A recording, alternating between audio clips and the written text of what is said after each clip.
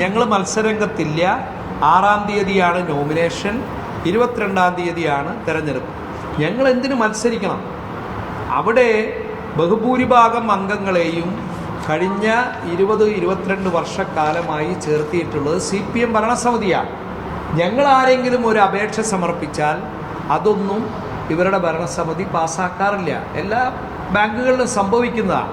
അപ്പോൾ അതുകൊണ്ട് തന്നെ ഇത് തെരഞ്ഞെടുപ്പ് നടത്തി സ്വാഭാവികമായും CPM വിജയിച്ചു കഴിഞ്ഞാൽ, ഇപ്പോൾ നിങ്ങൾക്ക് മനസ്സിലായില്ലേ, അവിടെ CPMനോടൊരു അതൃപ്തിയില്ല, ഞങ്ങൾ വീണ്ടും വിജയിച്ചിരിക്കുന്നു എന്ന് പറഞ്ഞ് ഇതുവരെയുള്ള ഉത്തരവാദിത്തത്തിൽ നിന്നും കൈകഴുകിപ്പോൾ.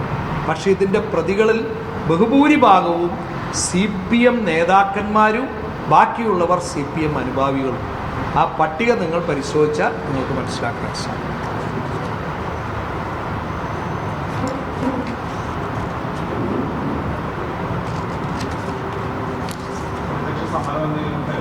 അല്ല, ഞങ്ങൾ ഇതുമായി ബന്ധപ്പെട്ട് ഇത് ആദ്യഘട്ടത്തിൽ ഞങ്ങളിതിൻ്റെ ഒരു വിശദീകരണ വിപുലമായ പ്രതിഷേധ സംഗമത്തോടു കൂടിയുള്ള ഒരു വിശദീകരണം ഞങ്ങൾ അടുത്ത ദിവസങ്ങളിൽ സംഘടിപ്പിക്കുന്നുണ്ട്. ബാക്കി കാര്യങ്ങൾ പാർട്ടിയുമായി കൂടി ആലോചിച്ച് ചെയ്യുന്നു.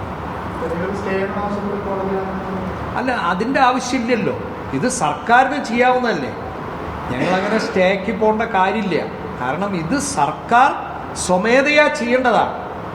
സഹകാരികളോടും നിക്ഷേപകരോടും എന്തെങ്കിലും തരത്തിൽ ആത്മാർത്ഥതയുണ്ടെങ്കിൽ നിങ്ങൾ മനസ്സിലാക്കേണ്ടത് 268 കോടി രൂപ കൊടുക്കാനുണ്ട് എന്ന് മന്ത്രി വാസവൻ ശ്രീ പി സിദ്ദിഖിൻ്റെ സബ്മിഷന് മറുപടിയായി പറഞ്ഞതാണ്. അപ്പോൾ ഇതെങ്ങനെയാണ് കൊടുക്കുക? ആരാണ് ഇതിൻ്റെ ഉത്തരവാദിത്വം? ആർക്കൊക്കെയാണ് കൊടുക്കാനുള്ളത്? ബാങ്കിൻ്റെ ഇപ്പോഴത്തെ സ്ഥിതി എന്താണ്? ദൈനംദിന കാര്യങ്ങൾ എങ്ങനെ? ഇതൊന്നും ആർക്കും അറിയില്ല. സഹകാരികളെ വ്യാപകമായി. അപ്പോൾ കഴിഞ്ഞ ദിവസം പത്രങ്ങളിൽ വന്ന വാർത്തയും ഇതുമായി ബന്ധപ്പെട്ട് നോക്കുമ്പോൾ പല സംഖ്യകളാണ് പുറത്തേക്ക് വരുന്നത്. അതുകൊണ്ട് ഇതിൻ്റെ നിജസ്ഥിതി നിക്ഷേപകരെയും സഹകാരികളെയും അറിയിക്കണം. അതിനൊരു വൈറ്റ് പേപ്പർ പുറത്തിറക്കും.